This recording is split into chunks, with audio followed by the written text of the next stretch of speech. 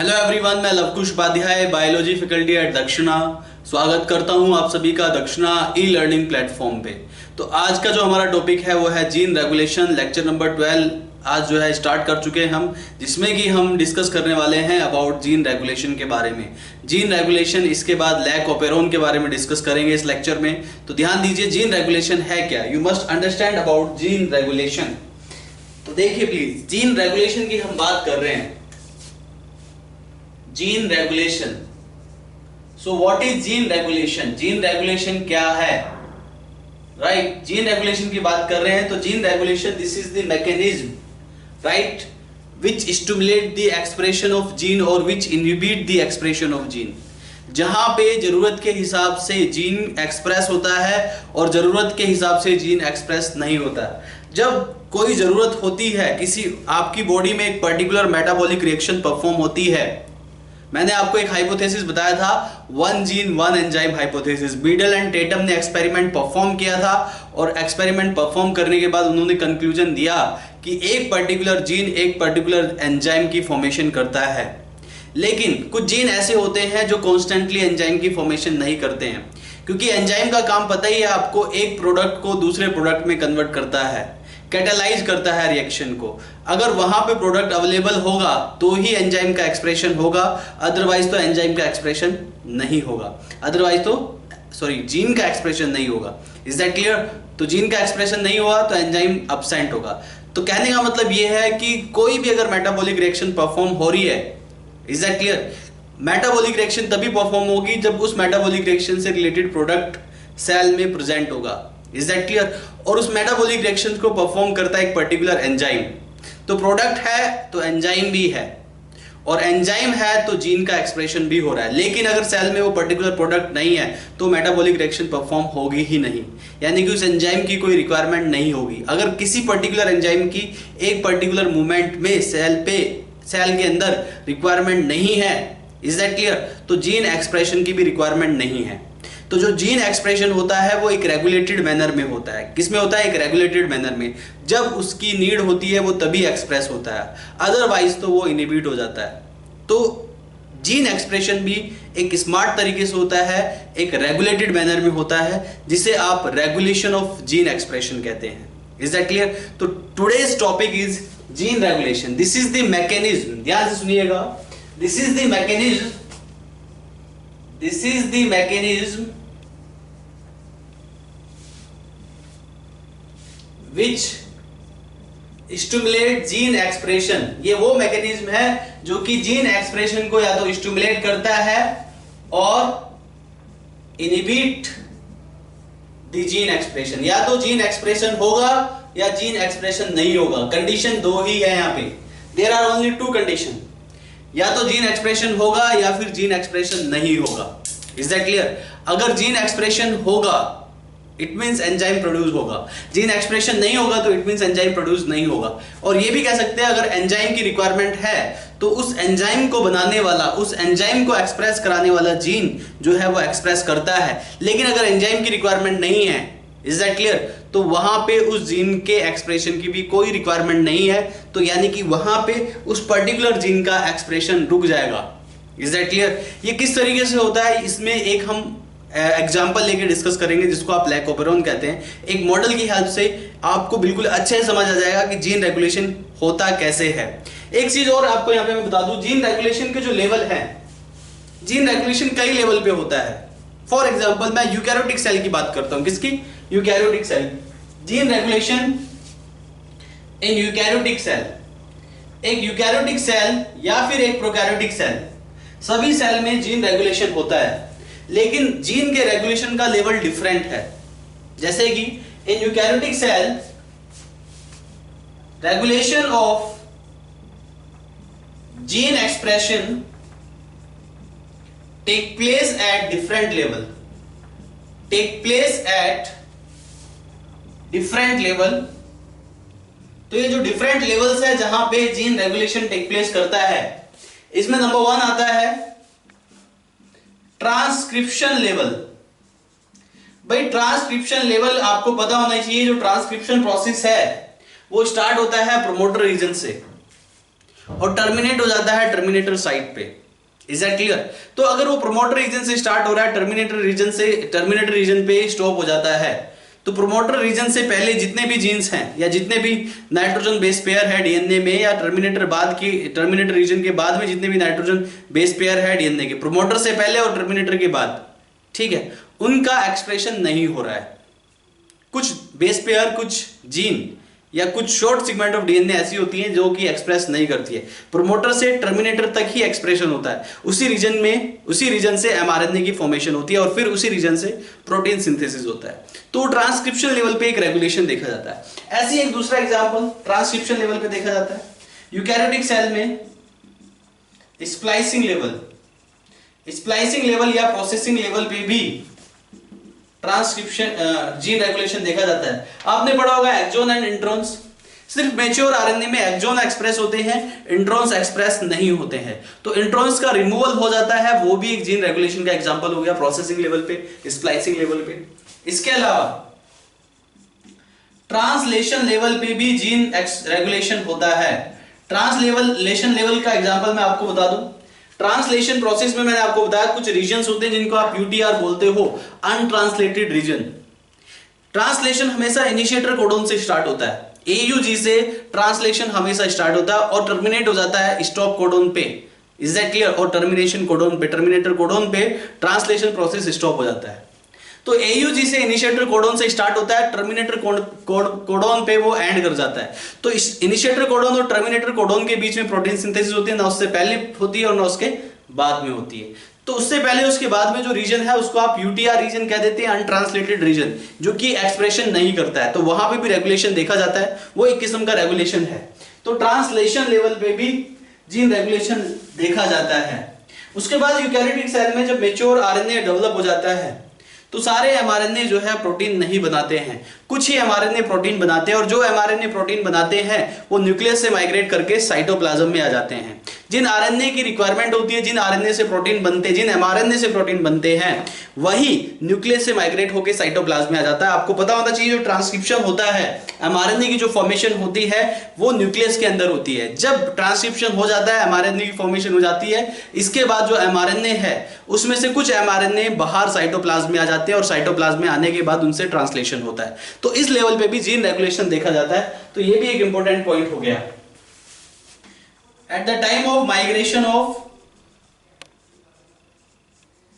mRNA from nucleus to cytoplasm, nucleus से cytoplasm के migration के टाइम पे भी जीन रेगुलेशन देखा जाता है। तो gene regulation is the mechanism which can stimulate a particular expression of gene, और you can say which can inhibit even expression of gene, that you called gene regulation. और ये gene regulation eukaryotic cell में different level पे देखा जाता है। Transcription level पे देखा जाता है, ट्रांसलेशन लेवल पे देखा जाता है, स्प्लाइसिंग लेवल पे देखा जाता है, and when mRNA migrate from nucleus to cytoplasm for translation process, उस टाइम पे भी जीन रेगुलेशन देखा जाता है। इसके बाद एक चीज मैं आपको और बता दूं, यहाँ पे टाइप ऑफ जीन, इसी हिसाब से हम जीन्स को दो कैटेगरी में डिवाइड कर देते हैं। कुछ जीन्स ऐसे होते हैं जो कि अपने आप को कॉन्स्टेंटली एक्सप्रेस कराते हैं, लेकिन कुछ जीन ऐसे होते हैं जो कॉन्स्टेंटली एक्सप्रेस नहीं कराते हैं, जब रिक्वायरमेंट होती है तभी एक्सप्रेस कराते हैं। इसी बिहाफ पे जो जीन्स हैं वो दो टाइप के हैं। एक होता है कंस्टिट्यूटिव जीन्स, दूसरा नॉन कंस्टिट्यूटिव जीन। तो एक कंस्टिट्यूटिव जीन और दूसरा नॉन कंस्टिट्यूटिव जीन, तो दो टाइप के जीन है, constitutive and non constitutive. So there are two type of gene, constitutive genes and non-constitutive gene. तो constitutive gene कौन सा है, non-constitutive gene कौन सा है, ये आपको पता होना चाहिए। जो constitutive gene को आप housekeeping gene भी कह देते हैं, you can also say housekeeping gene to this constitutive gene. Non-constitutive gene को आप luxury gene या फिर smart gene भी कह देते हो। तो कॉन्स्टिट्यूटिव जीन जो है वो हाउसकीपिंग जीन है, नॉन कॉन्स्टिट्यूटिव जीन को आप लग्जरी जीन या स्मार्ट जीन कहते हो। कॉन्स्टिट्यूटिव जीन कौन से होते हैं? कॉन्स्टिट्यूटिव जीन और हाउसकीपिंग जीन कॉन्स्टेंटली एक्सप्रेस करते हैं, कॉन्स्टेंटली एक्सप्रेस। इनका कॉन्स्टेंटली एक्सप्रेशन होता है। वहीं जो नॉन कॉन्स्टिट्यूटिव जीन होते हैं एक्सप्रेस ओनली व्हेन नीडेड, जब जरूरत होती है तभी वो एक्सप्रेस होते हैं नॉन कॉन्स्टिट्यूटिव जीन। लेकिन कॉन्स्टिट्यूटिव जीन हमेशा एक्सप्रेस करते रहते हैं। इसमें जो एग्जांपल्स आ जाएंगे, इसका जो एग्जांपल्स है जीन्स ऑफ ग्लाइकोलाइसिस प्रोसेस। आपने पढ़ा होगा ग्लाइकोलाइसिस। ग्लाइकोलाइसिस एक ऐसा प्रोसेस है जो कि सेल में कॉन्स्टेंटली परफॉर्म होता है और उसके जो एंजाइम्स वाले जो जीन हैं उनका जो है कॉन्स्टेंटली एक्सप्रेशन होता रहता है। Is that clear to all of you? जबकि नॉन कॉन्स्टिट्यूटिव जीन जो होते हैं जब उनकी रिक्वायरमेंट होती है वो तभी एक्सप्रेस होते हैं। इसके एग्जांपल मैं आपको बताऊंगा। फॉर एग्जांपल लैक्जेड जीन जो कि बीटा गैलेक्टोसाइडेज बनाता है, ये नॉन कॉन्स्टिट्यूटिव जीन है। ये बीटा गैलेक्टोसाइडेज एंजाइम बनाता है जो कि लैक्टोज को ब्रेक करने का काम करता है। जब सेल के अंदर लैक्टोज प्रेजेंट होगा तो ये तभी एक्सप्रेस करेगा, अदरवाइज तो एक्सप्रेस नहीं करेगा। तो यहां पे दो टाइप के जीन हो गए, एक हाउसकीपिंग जीन, दूसरा luxury gene. Housekeeping gene constantly अपने आप को एक्सप्रेस कराता है, right. These are the genes for the enzymes of glycolysis process. ये कुछ एग्जांपल मैंने आपको बताए। ऐसे ही एक एटीपेज एंजाइम है, एटीपेज एंजाइम, ठीक है, इसको एक्सप्रेस करने वाला जीन भी हाउसकीपिंग जीन होता है। वहीं जो नॉन कॉन्स्टिट्यूटिव जीन और लग्जरी जीन है इनका एक्सप्रेशन तभी होता है जब इनकी रिक्वायरमेंट होती है, अदरवाइज तो नहीं होता। इसका एग्जांपल मैंने आपको बताया लैक्जेड जीन, बीटा गैलेक्टोसाइडेज बनाता है। बीटा गैलेक्टोसाइडेज तभी प्रोड्यूस होगा, ये जीन तभी एक्सप्रेस होगा जब वहां पे सेल के अंदर लैक्टोज प्रेजेंट होगा। Is that clear to all of you? तो ये हो गए आपके दो टाइप के जीन, कॉन्स्टिट्यूटिव जीन और नॉन कॉन्स्टिट्यूटिव जीन। इसके बाद हम बात करते हैं लैक ऑपेरॉन के बारे में। That is very important and that show regulation of gene, जो कि रेगुलेशन ऑफ जीन को शो करता है। लिसन केयरफुली, लैक ऑपेरॉन, ध्यान दीजिए। Lac operon, lac come from lactose. तो ये जो लैक ऑपेरॉन है ये क्या है exactly?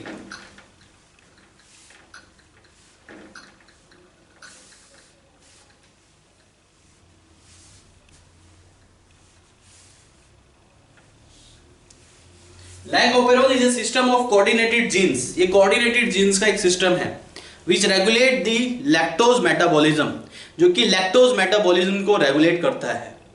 Lactose metabolism in prokaryotic cell, in E coli cell.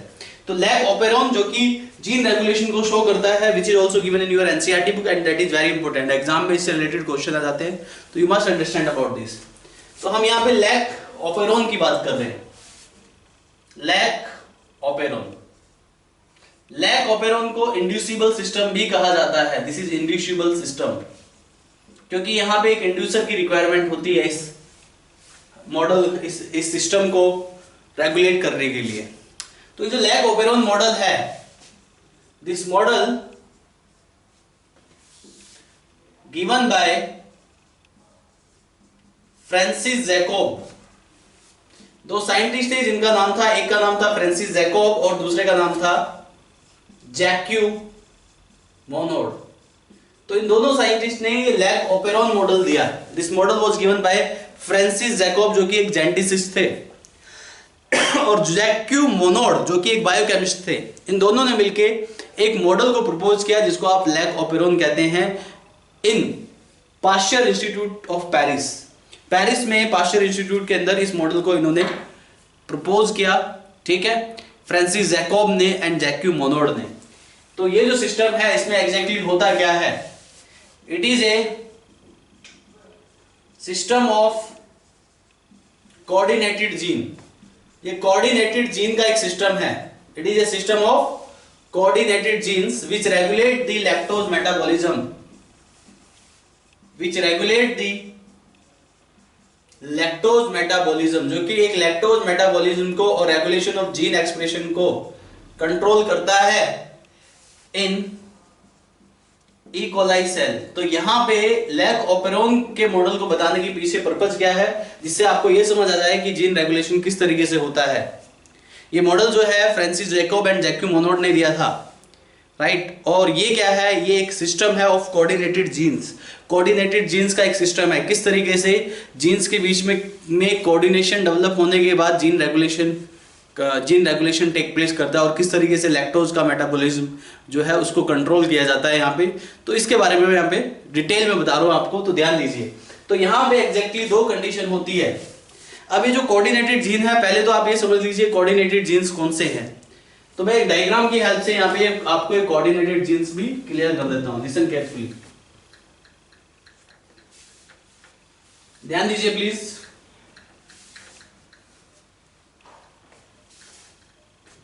Coordinated genes, what are these coordinated genes, ये कौन कौन से कोऑर्डिनेटेड जीन्स है, ध्यान दो प्लीज। इन कोऑर्डिनेटेड जीन्स में देखिए, suppose that this is the DNA segment, और यहां पे जो मेजर कोऑर्डिनेटेड जीन है promoter gene, I for inhibitor, P for promoter, operator gene, और 3 स्ट्रक्चरल जीन्स होते हैं यहाँ पे Z, Y एंड A। ये आपको जीन्स दिखाई दे रहे हैं, these are the genes, these genes work in a coordinated manner. ठीक है, तो हम बात करते हैं इन जीन्स की। तो सबसे पहले मैं बात कर रहा हूं ये जीन्स कौन कौन से हैं। Number 1 promoter gene. Promoter gene वो होता है जहां पे आरएनए पॉलीमरेज एंटर करता है। आपको मैंने ट्रांसक्रिप्शन प्रोसेस बताया था, प्रोमोटर ट्रांसक्रिप्शनल यूनिट में बताया था कि यहाँ पे प्रोमोटर जीन होता है, टर्मिनेटर जीन होता है। प्रोमोटर जीन वो है जहां पे आरएनए पॉलीमरेज एंटर करता है और जहां से ट्रांसक्रिप्शन प्रोसेस स्टार्ट होता है। तो this is the gene where RNA polymerase enter, gene where RNA polymerase enter, जहां पे आरएनए पॉलीमरेज एंटर करता है, खुद को एंटर कराता है जहां पे आरएनए पॉलीमरेज, उसे आप प्रोमोटर जीन कहते हैं। और वहां से एग्जैक्टली कैटालाइजिंग प्रोसेस स्टार्ट होता है, और वहां से exactly transcription process will start. Is that clear to all of you? इसके बाद प्रोमोटर जीन के बाद रिप्रेसर जीन, और इसको इनहिबिटरी जीन भी कहा जाता है, इनहिबिटरी जीन। ये रिप्रेसर जीन और इनहिबिटरी जीन क्या करता है, ये जो रिप्रेसर जीन है या फिर ये इनहिबिटरी जीन है, व्हाट विल डू, ये क्या करेगा, ये आपको पता होना चाहिए। ये जो रिप्रेसर जीन है या इनहिबिटरी जीन है, ये एक प्रोटीन को प्रोड्यूस करता है जिसको आप बोलते हो रिप्रेसर प्रोटीन। एक प्रोटीन को प्रोड्यूस करेगा, इस प्रोटीन को आप रिप्रेसर प्रोटीन कहेंगे। क्या कहेंगे? रिप्रेसर। इसको रिप्रेसर प्रोटीन क्यों कहते हैं ये मैं आपको बताऊंगा। तो यहां पे इनहिबिटरी जीन और repressor gene produce a protein, ये एक प्रोटीन को प्रोड्यूस करता है विच इज कॉल्ड रिप्रेसर, जिसको आप रिप्रेसर कहते हैं। अब इस रिप्रेसर का रोल क्या है, इसका काम क्या है, ये मैं आपको बता दूं। इस रिप्रेसर का जो रोल है, मैंने आपको बताया प्रोमोटर जीन है, प्रोमोटर जीन से ट्रांसक्रिप्शन स्टार्ट हो जाता है। देखिए ट्रांसक्रिप्शन स्टार्ट हो गया, ये जो आपको मैंने रेड रेड लाइन दिख रही है, ये एमआरएनए है। ठीक है, क्या है बेटा ये? एमआरएनए। क्या है ये? एमआरएनए। एक चीज और, इस लैक ओपरेबल मॉडल में दो कंडीशन होती है, एक स्विच ऑन कंडीशन और दूसरी स्विच ऑफ कंडीशन। तो यहां पे सबसे पहले मैं आपको स्विच ऑफ कंडीशन बता रहा हूं। स्विच ऑफ कंडीशन में क्या होगा ये मैं आपको डिटेल में बताने वाला हूं। तो पहला प्रोमोटर जीन है। प्रोमोटर जीन वो साइट है जहां पे आरएनए पॉलीमरेज एंटर करता है और जहां से ट्रांसक्रिप्शन प्रोसेस स्टार्ट होता है। उसके बाद मैंने दूसरा जीन जो आपको बताया वो रिप्रेसर जीन है, जो कि एक प्रोड्यूस करता है एक प्रोटीन को जिसका नाम है रिप्रेसर। स्विच ऑफ कंडीशन में ये रिप्रेसर प्रोटीन इस ओ जीन के साथ जाके बाइंड कर जाता है।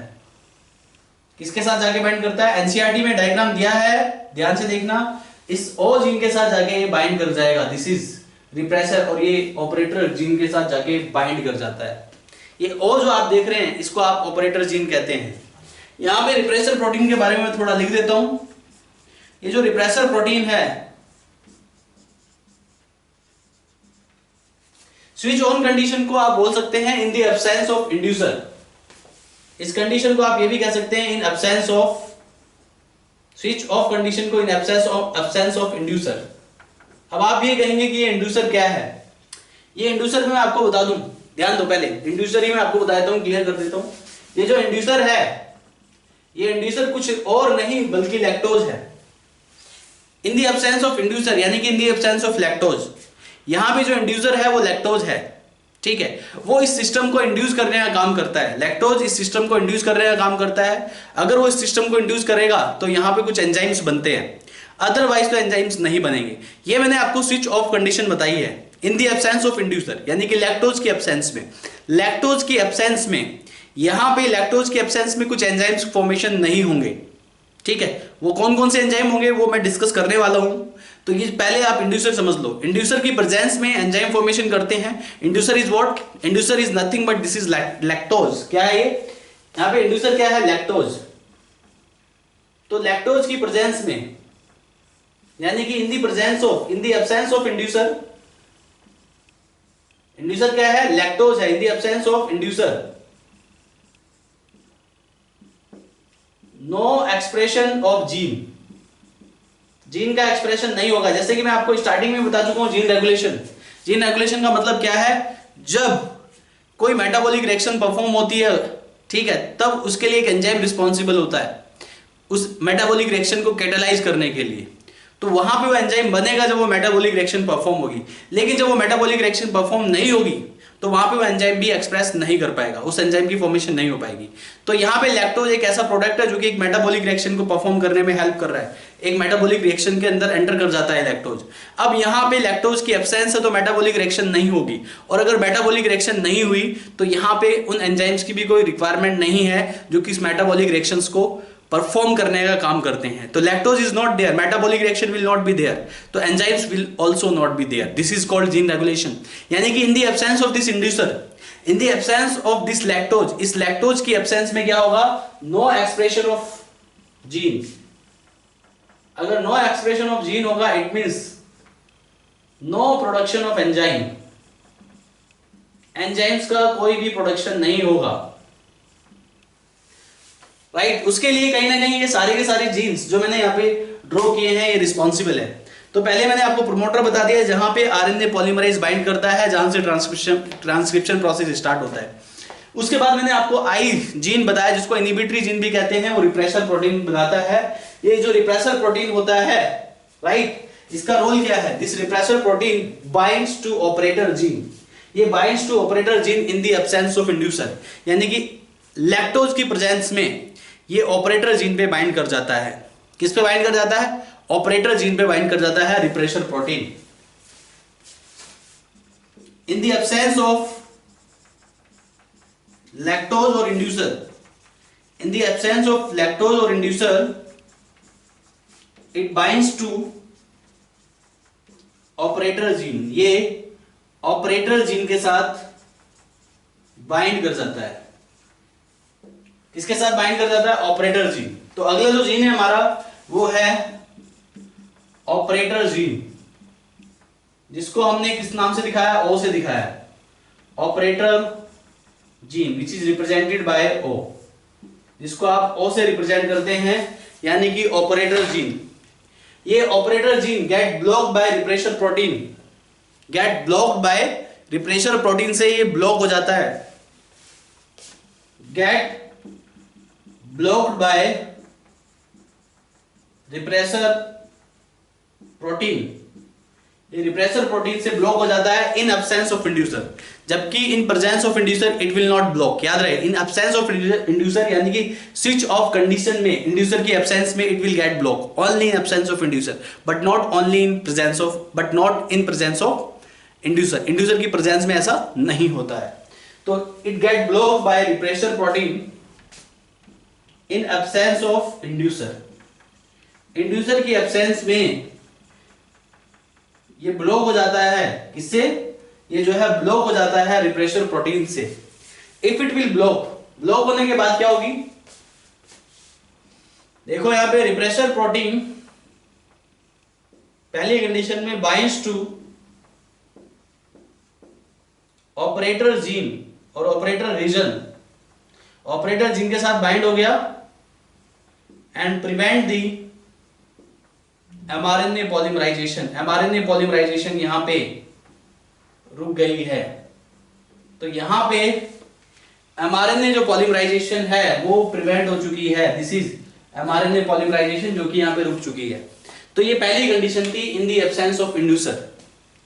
इंड्यूसर की एब्सेंस में स्विच ऑफ कंडीशन में पी प्रोमोटर रीजन और प्रोमोटर जीन जहां पे आरएनए पॉलीमरेज बाइंड करता है, आई रिप्रेशर प्रोटीन को प्रोड्यूस करता है in the absence of inducer. कौन सी कंडीशन है?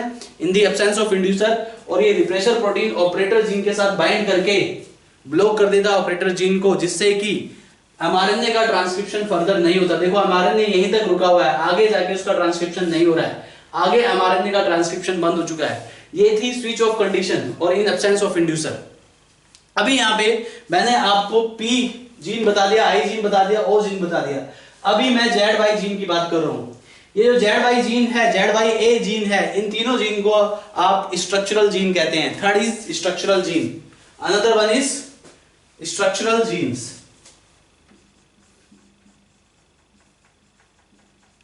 स्ट्रक्चरल जीन्स ये मैं आपको बताता हूं, ध्यान दीजिए प्लीज। What are structural genes? What are structural gene? तो व्हाट इज स्ट्रक्चरल जीन ये आपको पता होना चाहिए, लिसन केयरफुली। तो अगला है स्ट्रक्चरल जीन।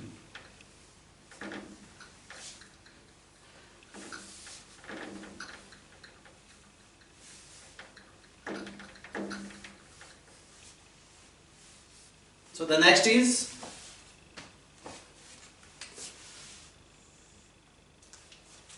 structural gene।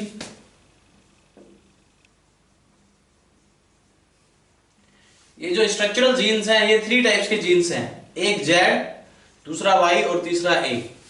ये तीनों स्ट्रक्चरल जीन्स एंजाइम प्रोड्यूस करते हैं in the presence of inducer और in the presence of lactose.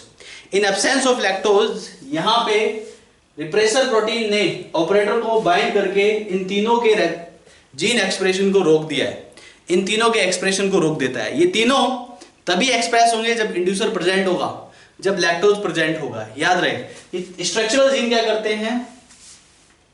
Express into enzymes. ये कुछ एंजाइम्स में अपने आप को एक्सप्रेस कराते हैं, ठीक है। ये जीन जो है do not express in absence of inducer. अपने आप को इंड्यूसर की एब्सेंस में यानी कि लैक्टोज की एक्सप्रेस नहीं करा पाते। अब इन तीनों एंजाइम का रोल क्या है ये मैं आपको बताऊंगा अगली कंडीशन में। तो ये होगी स्विच ऑफ कंडीशन, ध्यान रहे। फिर से बता देता हूं, स्विच ऑफ कंडीशन में जब इंड्यूसर एब्सेंट है यानी कि जब लैक्टोज एब्सेंट है, इस कंडीशन को स्विच ऑफ कंडीशन भी कहते हैं। यहां पे प्रोमोटर जीन जो है वहां से, ये प्रोमोटर जीन वो साइट होती है जहां पे आरएनए पॉलीमरेज बाइंड करता है जो कि ट्रांसक्रिप्शन प्रोसेस को स्टार्ट करता है। ये जो आई जीन है ये रिप्रेसर प्रोटीन को बनाता है और ये जो रिप्रेसर प्रोटीन है ये रिप्रेसर प्रोटीन ऑपरेटर जीन पे जाके बाइंड कर जाता है और ऑपरेटर जीन को ब्लॉक करने का काम करता है। Is that clear? तो ये कब ब्लॉक करता है? लैक्टोज की एब्सेंस में, not in presence of lactose. तो यहां पे लैक्टोज की एब्सेंस चल रही, जैसे इसने ऑपरेटर को ब्लॉक कर दिया वैसे ही इन तीनों स्ट्रक्चरल जीन्स का, gene Z, gene Y and gene A, इन तीनों जीन्स का एक्सप्रेशन रुक जाएगा, इन तीनों जीन का एक्सप्रेशन नहीं होगा। तो there is no lactose, no expression of structural gene. याद रहे, इस पॉइंट को भी आप लिख सकते हैं, नो एक्सप्रेशन यानी कि no lactose, no expression of structural genes. तो ये पॉइंट भी आप यहां पे मेंशन कर सकते हैं, no lactose, no expression of structural gene. और इस कंडीशन को आप क्या कहते हैं? स्विच ऑफ कंडीशन कहते हैं। तो स्विच ऑफ कंडीशन को आप कैसे याद करेंगे ये भी मैं आपको बता देता हूं। व्हेन दिस रिप्रेसर, जो रिप्रेसर प्रोटीन है ऑपरेटर के साथ बाइंड हो जाता है, तो इस कंडीशन को आप स्विच ऑफ कंडीशन कह देते हैं। क्योंकि जब ये रिप्रेसर ऑपरेटर के साथ बाइंड हो गया तो तो ये जो 3 स्ट्रक्चरल जीन्स आप देख रहे हैं ZYA, इनसे कोई एक्सप्रेशन नहीं होगा। अब सेकंड कंडीशन की मैं बात करता हूं, जिसको आप स्विच ऑन कंडीशन कहते हैं। जिसको आप क्या कहते हैं बेटा? Switch on condition. So listen carefully. तो स्विच ऑन कंडीशन में क्या होगा ये भी आपको पता होना चाहिए। ध्यान दीजिए, listen carefully. Switch on condition that I am going to discuss in detail. तो देखिए बेटा, स्विच ऑन कंडीशन में what will happen exactly in case of switch on condition. तो ये आपने लिख लिया होगा, इसको मैं साफ कर देता हूं। Another condition is switch on condition that I am going to discuss. तो देखिए, ये थी स्विच ऑफ। इसके बाद मैं स्विच ऑन कंडीशन आपको बता रहा हूं। यहां पे ये आपका सेगमेंट ऑफ डीएनए, इस सेगमेंट ऑफ डीएनए में आपका प्रमोटर जीन, ये इनहिबिटर जीन, ये प्रमोटर जीन, ये ऑपरेटर जीन और ये 3 Z, Y और A, ये तीनों स्ट्रक्चरल जीन्स हैं। अब मैं बात करता हूं स्विच ऑन कंडीशन की। तो यहां पे मैं स्विच ऑन कंडीशन की बात कर लेता हूं, या ये कहिए this is the condition of in presence of inducer. मैं किसकी बात कर रहा हूं बेटा? इंड्यूसर की प्रेजेंस की बात कर रहा हूं। तो इन प्रेजेंस ऑफ इंड्यूसर क्या होगा ये आपको पता होना चाहिए। इंड्यूसर की प्रेजेंस में क्या होगा ये मैं आपको बता देता हूं, ध्यान दीजिए प्लीज। जैसा कि मैंने आपको बताया, प्रोमोटर रीजन से एमआरएनए पॉलीमराइजेशन स्टार्ट हो गई है। देखो, प्रोमोटर रीजन से ये आप देख रहे हैं रेड रेड, इसको आप एमआरएनए कहते हैं। यहां पे इंड्यूसर की प्रेजेंस में प्रोमोटर रीजन से एमआरएनए पॉलीमराइजेशन स्टार्ट हो गई है। यहां पे जो ये आप आई जीन देख रहे हैं, ये रिप्रेसर प्रोटीन प्रोड्यूस करेगा। ये क्या प्रोड्यूस करेगा बेटा? रिप्रेसर प्रोटीन प्रोड्यूस करेगा। लेकिन ये जो रिप्रेसर प्रोटीन है, ये रिप्रेसर प्रोटीन प्रोड्यूस करता है, जैसे कि इसने पहले रिप्रेसर प्रोटीन प्रोड्यूस किया था। इन एब्सेंस ऑफ इंड्यूसर ये जो रिप्रेसर प्रोटीन है ये ऑपरेटर जीन के साथ बाइंड कर जाता है। लेकिन अब मैं जो कंडीशन बता रहा हूं वो है इन presence of inducer. In presence of inducer यानी कि इन प्रेजेंस ऑफ लैक्टोज, ये रिप्रेसर प्रोटीन ऑपरेटर के साथ बाइंड नहीं कर पाएगा। क्यों? क्योंकि यहां पे आपके पास क्या है? यहां पे आपके पास इंड्यूसर है। ये जो ग्रीन कलर से मैं दिखा रहा हूं, दिस इज इंड्यूसर, यानी कि दिस इज लैक्टोज। क्या है बेटा? ये इंड्यूसर है, जिसको आप लैक्टोज बोल देते हैं। अब ये लैक्टोज क्या करता है? ये लैक्टोज का काम क्या है? इस लैक्टोज का, इस इंड्यूसर का काम ये है कि ये रिप्रेसर प्रोटीन को ब्लॉक कर देगा, ऑपरेटर पे बाइंड नहीं हो पाएगा। तो ये लैक्टोज इस रिप्रेसर प्रोटीन के साथ अटैच हो जाएगा, और अटैच होने के बाद यहाँ पे लैक्टोज रिप्रेसर कॉम्प्लेक्स बना दिया। ये जो कॉम्प्लेक्स है, ये कॉम्प्लेक्स ऑपरेटर पे बाइंड नहीं करेगा। अब ऑपरेटर जीन ब्लॉक नहीं होगा। अगर अब ऑपरेटर जीन ब्लॉक नहीं हुआ, इट मींस यहां पे ऑपरेटर जीन ब्लॉक नहीं हुआ, इट मींस यहां पे एमआरएनए पॉलीमराइजेशन कंटिन्यू होगी। और अगर एमआरएनए पॉलीमराइजेशन कंटिन्यू हुई तो इन तीनों स्ट्रक्चरल जीन से, जेड जीन से, वाई जीन से और ए जीन से, इन तीनों जीन से यहां पे एंजाइम्स का एक्सप्रेशन टेक प्लेस करेगा, और वो एंजाइम्स लैक्टोज के मेटाबॉलिज्म में हेल्प करते हैं। कैसे करते हैं ये मैं आपको बता देता हूं। तो यहां पे मैं कौन सी कंडीशन के बारे में डिस्कस कर रहा हूं? स्विच ऑन कंडीशन के बारे में डिस्कस कर रहा हूं, या इन प्रेजेंस ऑफ इंड्यूसर के बारे में डिस्कस कर रहा हूं। इन प्रेजेंस ऑफ इंड्यूसर के बारे में मैं यहां पे डिस्कस कर रहा हूं। यहां पे is that clear to all of you? तो इन प्रेजेंस ऑफ इंड्यूसर और स्विच ऑन कंडीशन, यानी कि आप इसको इन प्रेजेंस ऑफ लैक्टोज भी बोल सकते हैं। In presence of lactose inducer, inducer in presence of inducer क्या होगा? ये जो इंड्यूसर है, this inducer binds to repressor protein. ये किसके साथ बाइंड कर जाएगा? रिप्रेसर प्रोटीन के साथ बाइंड कर जाएगा, और यहां पे ये बनाएगा inducer repressor complex. Inducer repressor complex, this inducer repressor complex क्या होगा? ये inducer repressor complex will not bind to operator gene. ये ऑपरेटर जीन पे बाइंड नहीं कर पाएगा। ये रिप्रेसर को इसने इनएक्टिव कर दिया है। यहां पे रिप्रेसर एक्टिव था, ऑपरेटर जीन से बाइंड हो गया, लेकिन यहां पे रिप्रेसर इनएक्टिव हो गया। क्यों? क्योंकि इसको लैक्टोज ने इनएक्टिव कर दिया है। तो ये जो कॉम्प्लेक्स है, ये complex will not able to bind on operator gene. ये ऑपरेटर जीन पे बाइंड नहीं कर पाएगा। It will not able to bind on operator gene. ये कॉम्प्लेक्स ऑपरेटर जीन पे बाइंड नहीं करेगा, और अगर ऑपरेटर जीन पे बाइंड नहीं किया तो क्या होगा? MRNA polymerization will be continue. देखो मैं फ्लो चार्ट से बता रहा हूं आपको, ये mRNA polymerization will be continue. mRNA polymerization will be continue और mRNA polymerization कंटिन्यू होगी तो enzyme expression will take place. Structural genes के जो एंजाइम्स हैं, जो स्ट्रक्चरल जीन्स अपने आप को कुछ एंजाइम्स के फॉर्म में एक्सप्रेस कराते हैं, वो एक्सप्रेशन विल टेक प्लेस, वो एक्सप्रेशन कंटिन्यूसली टेक प्लेस करेगा। तो यहाँ पे इसकी वजह से एंजाइम एक्सप्रेशन जो होगा, that enzyme expression will take place, तो एंजाइम एक्सप्रेशन टेक प्लेस करेगा। तो एंजाइम एक्सप्रेशन कौन कौन से एंजाइम है यहाँ पे, ये भी मैं आपको बताता हूँ कि यहाँ पे जो जेड जीन है, इधर लिख देता हूँ, जेड जीन से एक्सप्रेस होने वाला एंजाइम कौन सा है, बीटा गैलेक्टोसाइडेज। इस बीटा गैलेक्टोसाइडेज का काम क्या है, रोल क्या है, ये मैं आपको बताऊंगा। वाई जीन से एक्सप्रेस होने वाला जो एंजाइम है वो है परमेज, परमेज का रोल भी मैं आपको बताऊंगा। ए जीन से एक्सप्रेस होने वाला जो एंजाइम है वो है आपका ट्रांस एसिटाइलेज। तो इन तीनों एंजाइम का रोल क्या है, दैट आई विल डिस्कस। तो यहाँ पे इंड्यूसर की प्रेजेंस में यहाँ पे क्या बनेगा, जेड जीन से बीटा गैलेक्टोसाइडेज, वाई जीन से परमेज और ए जीन से ट्रांस एसिटाइलेज, एसिटाइलेज। तो ये यहां पे तीनों जीन का एक्सप्रेशन होगा। अब इन तीनों जीन का रोल क्या है ये भी आपको पता होना चाहिए।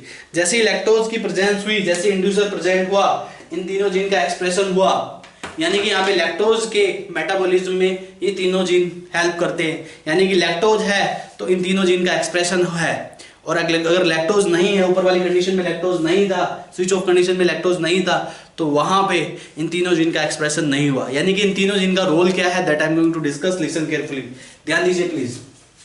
तो इसके बाद देखिए role of all these three genes, इन तीनों जीन्स का रोल क्या है, सॉरी इन तीनों जीन्स का रोल क्या है, यही बता रहा हूं मैं। हाँ देखो ध्यान दो यहाँ पे प्लीज। इसके बाद है, देखिए प्लीज लिसन केयरफुली।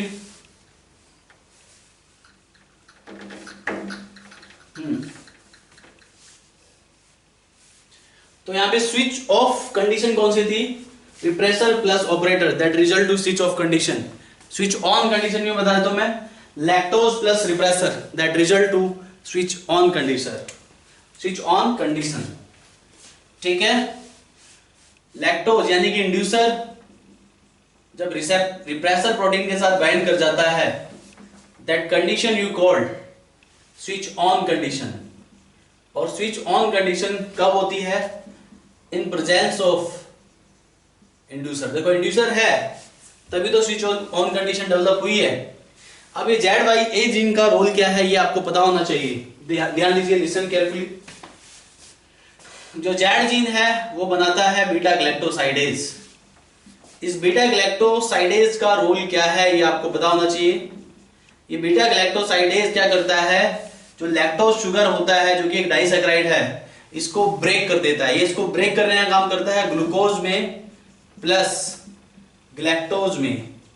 तो गैलेक्टोज, ये जेड जीन में आपको बायोटेक्नोलॉजी प्रिंसिपल एंड प्रोसेस में भी बता चुका हूं आपको। इसको आप एज ए सिलेक्टेबल मार्कर भी इस्तेमाल करते हैं जो कि बीटा गैलेक्टोसाइडेज बनाता है, ठीक है। तो ये बीटा गैलेक्टोसाइडेज एंजाइम जो है, Z gene beta galactosidase enzyme को एक्सप्रेस कराता है, और ये बीटा गैलेक्टोसाइडेज एंजाइम लैक्टोज को ब्रेक कर देता है ग्लूकोज प्लस गैलेक्टोज में। लैक्टोज को किस में ब्रेक करता है, ग्लूकोज प्लस गैलेक्टोज में। ये लैक्टोज को ब्रेक करने का काम करता है। इसके अलावा यहाँ पे दूसरा जो जीन है वो है Y gene. Y gene enzyme निकालता है परमेज एंजाइम को। इस परमेज एंजाइम का रोल क्या है, you must understand about this.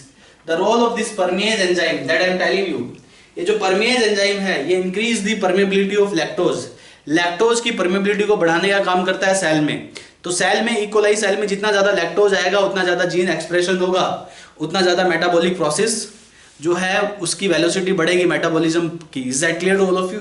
तो यहाँ पे वो एक्सेलरेट हो जाएगा प्रोसेस। वाई जीन जो है परमेज एंजाइम निकालता है, और परमेज एंजाइम का काम क्या है, increase the permeability, increase the lysine, increase the permeability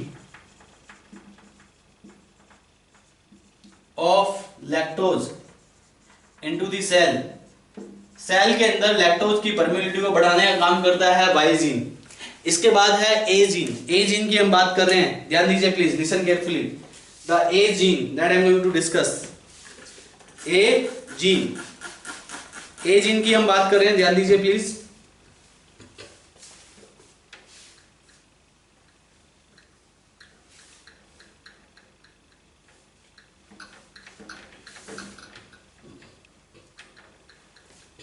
next is A gene.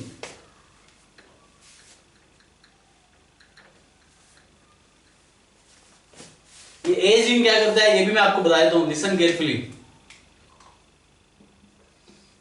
ये ए जीन निकालता है ट्रांस एसिटाइलेज को।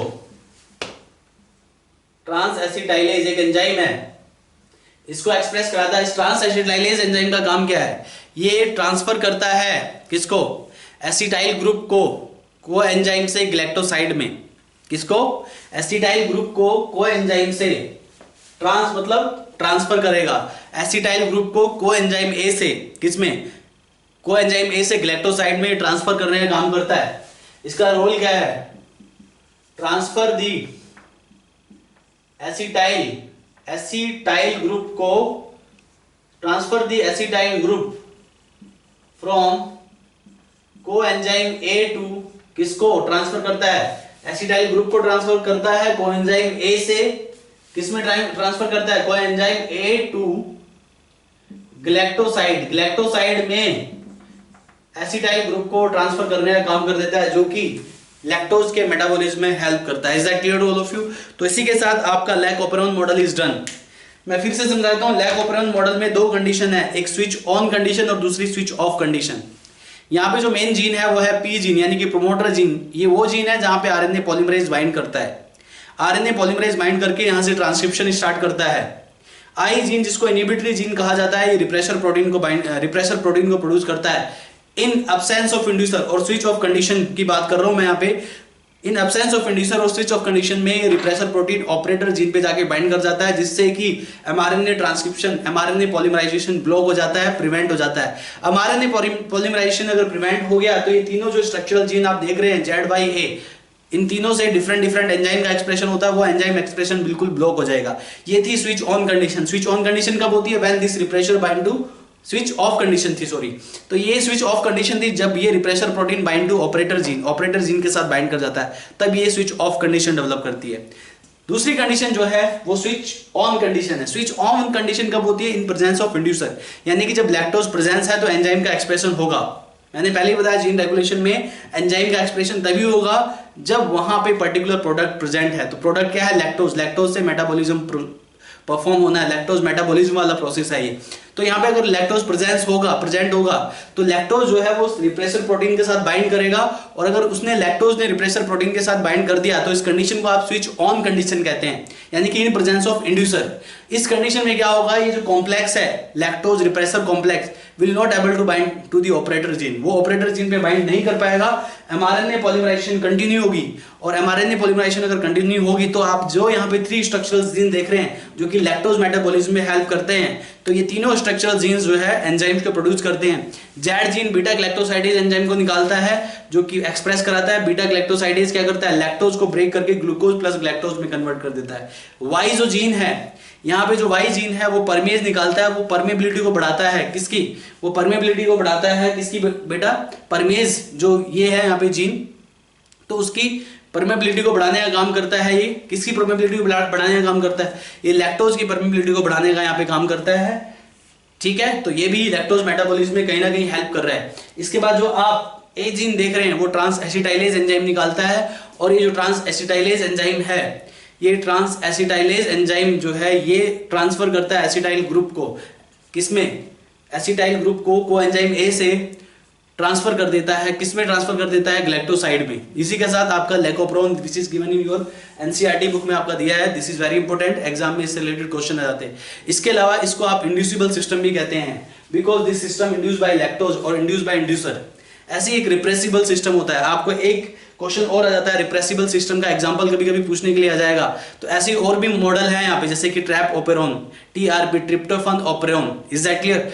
इसके बाद I am going to discuss another very important topic in gene regulation, that you called trp operon, right, और repressible system. अभी जो मैंने लैक ओपेरॉन डिस्कस किया वो इंड्यूसिबल सिस्टम है।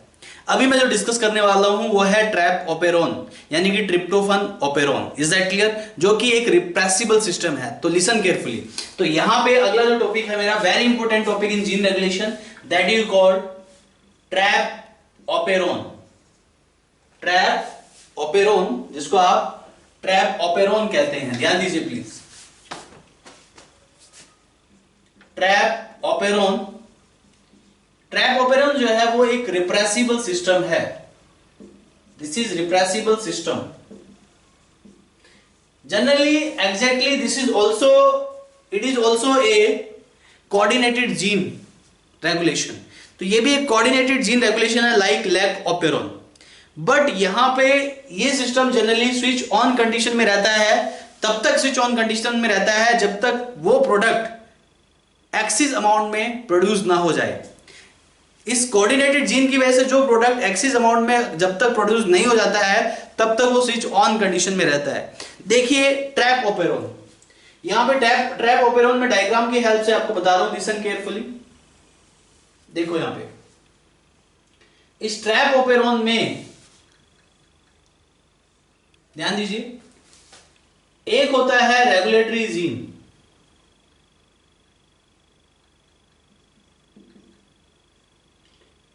इसके बाद एक होता है रेगुलेटरी जीन, फिर प्रोमोटर जीन और उसके बाद ऑपरेटर जीन, और उसके बाद जो जीन होता है डी सी, सॉरी यहां पे 5 स्ट्रक्चरल जीन होते हैं जिसको आप ई डी सी बी ए कहते हैं। मतलब रिवर्स फॉर्म में, रिवर्स लेटर्स हैं E D C B A, 5 structural genes है।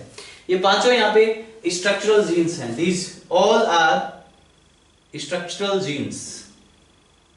तो ये रिप्रेसिबल सिस्टम में आपको बता रहा हूं। इसमें एग्जैक्टली क्या होता है, ये जो रेगुलेटरी जीन है ये रिप्रेसर को निकालता है। किसको निकालता है? रिप्रेसर को। लेकिन ये रिप्रेसर इनएक्टिव फॉर्म में रहता है। Is that clear to all of you? ये एक रिप्रेसर प्रोटीन है, जैसे कि लैक ओपेरोन में repressor protein, right? Repressor protein जो है लैक ओपेरोन में एक्टिव फॉर्म में निकलता है, लेकिन लैक्टोज उसको इनएक्टिव कर देता है। लेकिन यहां पे उल्टा है, यहां पे ये इनएक्टिव फॉर्म में निकलता है। और जो ये ट्रिप्टोफन ओपेरोन है, ट्रैप ओपेरोन का मतलब क्या है? Tryptophan operon. Tryptophan operon, lac operon में लैक्टोज इसको इनएक्टिव करता है, लेकिन ट्रिप्टोफन में, ये ट्रैप ओपेरोन में ट्रिप्टोफन एक्टिव कर देता है रिप्रेसर को। एक्टिव द रिप्रेसर, ये रिप्रेसर को एक्टिव कर देता है। ठीक है, तो ये रिप्रेसर जो है इसको आप जो है क्या कहेंगे? इसको आप एपो रिप्रेसर कहिए, क्योंकि ये इनएक्टिव फॉर्म में है तो you will call it apo repressor. ठीक, अब यहां पे क्या होगा, ये एपो रिप्रेसर इनएक्टिव फॉर्म में है, तो अगर जब तक एपो रिप्रेसर इनएक्टिव फॉर्म में रहेगा तब तक एमआरएनए की पॉलीमराइजेशन होती रहेगी, और जब तक एमआरएनए की पॉलीमराइजेशन होती रहेगी तब तक प्रोसेस जो है कंटिन्यू चलता रहेगा। ये ए और डी, ठीक है, ये ई और डी यहां पे एक एंजाइम निकालते हैं E1। कौन सा एंजाइम निकालते हैं? Suppose that this is E1 enzyme. ये सी एंजाइम जो है यहां पे निकलता है, ये निकालता है E2 enzyme. B and A E3 enzyme को एक्सप्रेस कराते हैं। तो ये 5 स्ट्रक्चरल जीन 3 डिफरेंट एंजाइम की फॉर्मेशन करने में हेल्प करते हैं। तो ये E1 एंजाइम क्या करता है, यहां पे एक प्रोडक्ट होता है कोरिस्मिक एसिड।